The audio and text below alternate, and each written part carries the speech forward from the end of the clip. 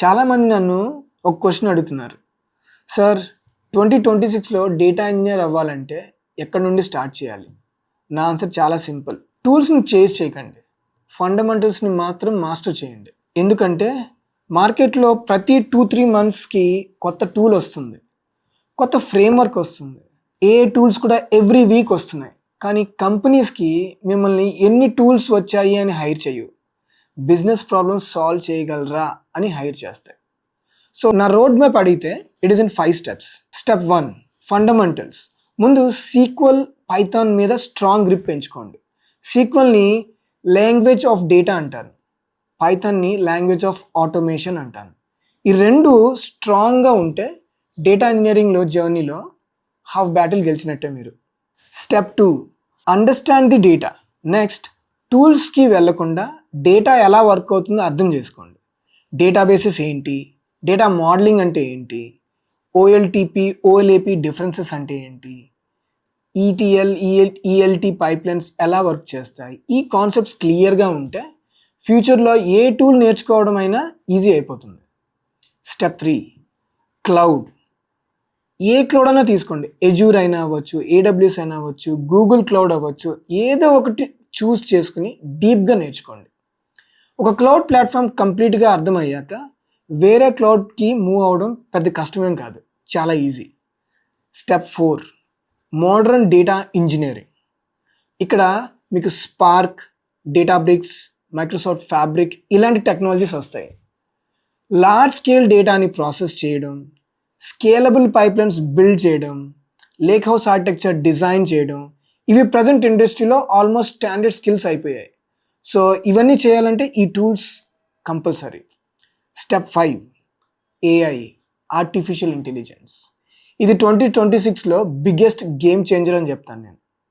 అందరూ ఏఐ గురించి మాట్లాడుతున్నారు, కంపెనీస్ కూడా ఏఐ టూల్స్ వాడుతున్నాయి. కానీ ఒక సింపుల్ పాయింట్ గుర్తుపెట్టుకోండి, బ్యాడ్ డేటాని ఏఐ కూడా మ్యాజిక్ చేయలేదు. ఏఐ సక్సెస్ఫుల్గా వర్క్ అవ్వాలంటే క్వాలిటీ డేటా ఉండాలి. ఆ క్వాలిటీ డేటాని ప్రిపేర్ చేసేది ఎవరు? Data engineers.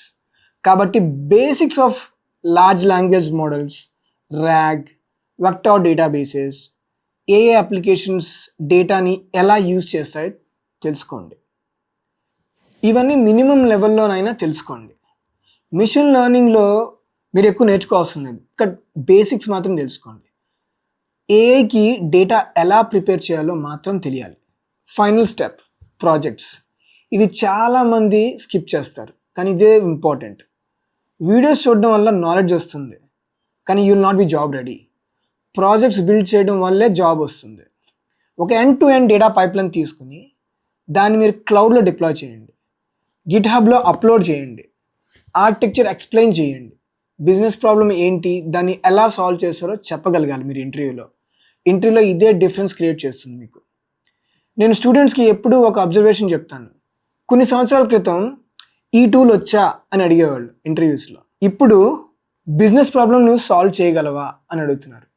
You know what, ఫ్యూచర్లో దీన్నే AI power data engineering solution నువ్వు ఇంప్లిమెంట్ చేయగలవా అని అడుగుతారు. Concept is same, but the way that they been asking you is gonna be different. కాబట్టి నా సజెషన్ ఒకటే, టెక్నాలజీస్ని ఫాలో అవ్వండి, కానీ ఫండమెంటల్స్ని మాత్రం వదులుకోకండి. బిజినెస్ని అర్థం చేసుకోండి, డేటాని అర్థం చేసుకోండి, కంటిన్యూస్గా నేర్చుకోండి. సో అప్పుడే మీరు 2026లో జాబ్ మాత్రమే కాదు, లాంగ్ టర్మ్ సక్సెస్ఫుల్ కెరీర్ని బిల్డ్ చేస్తారు. Mark my words, tools will change, cloud platforms will evolve, and AI will continue to advance, but strong fundamentals, problem solving skills and continuous learning will never go out of demand.